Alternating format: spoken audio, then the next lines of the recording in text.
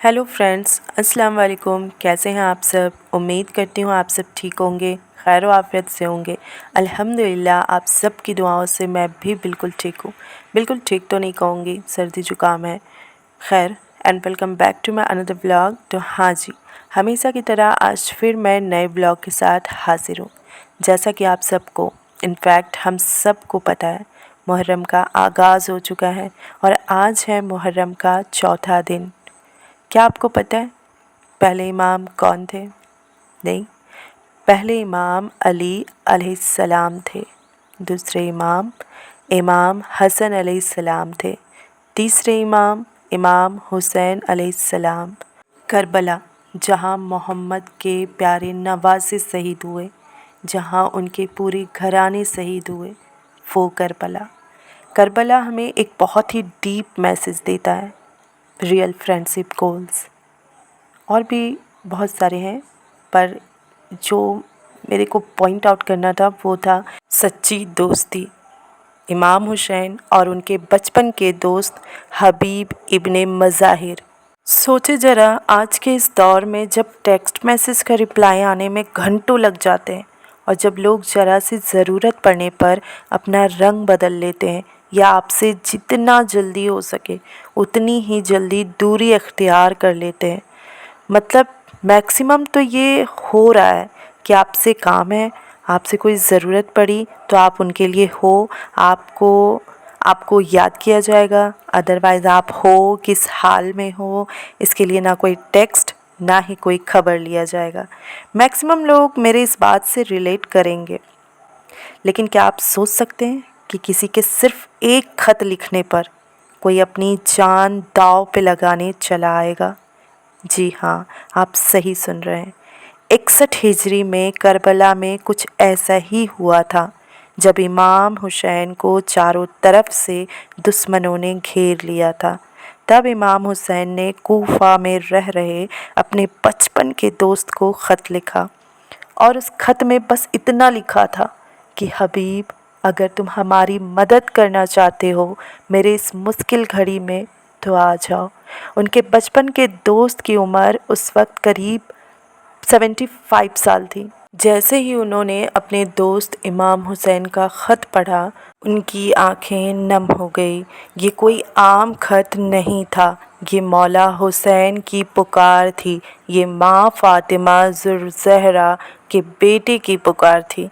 उस वक्त उन्होंने ना अपनी बड़ी उम्र देखी और ना ही कूफे का वो सख्त पहरा।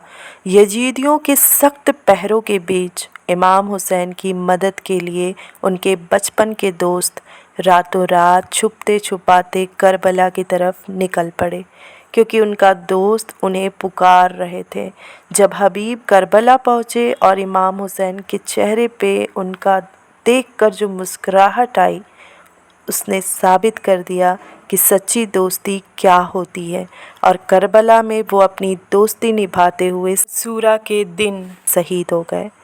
आज हम हज़ारों फॉलोअर्स और ऑनलाइन फ्रेंड्स के भीड़ में जी रहे हैं, लेकिन क्या हमारे पास एक भी ऐसा हबीब है जो हमारे बुरे वक्त में बिना नफ़ा नुकसान सोचे सिर्फ एक कॉल पे हमारे साथ आकर खड़ा हो जाए? सवाल ये नहीं कि हबीब ने क्या किया और क्या नहीं किया, सवाल ये है कि अगर बरोज़े महशर मौला हुसैन के सामने अगर हमें खड़ा होना पड़ेगा तो हम उनको क्या मुँह दिखाएंगे?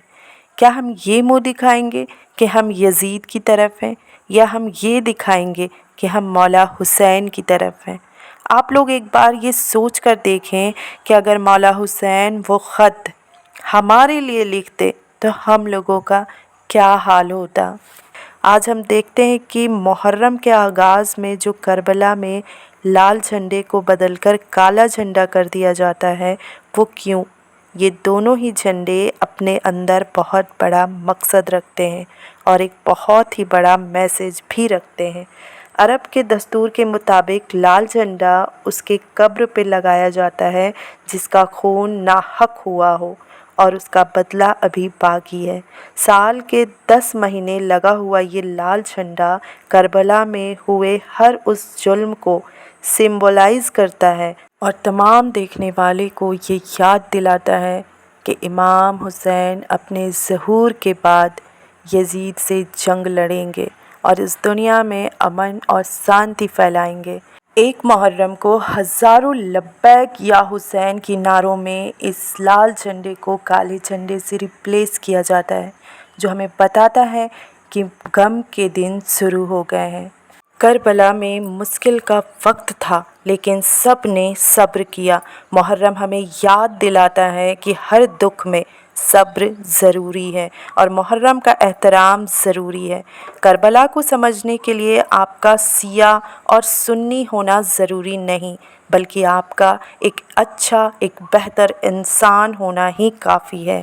اس ویڈیو کے کامنٹ باکس میں لبیک یا حسین لکھیں اور بتائیں کہ یہ انفارمیشن آپ کو کیسی لگی۔ ملتے ہیں پھر اپنے نیکسٹ ویڈیو میں، تب تک کے لیے خوش رہیے، پیار بانٹیے، مست رہیے اور دعاؤں میں یاد رکھیے۔ اللہ حافظ۔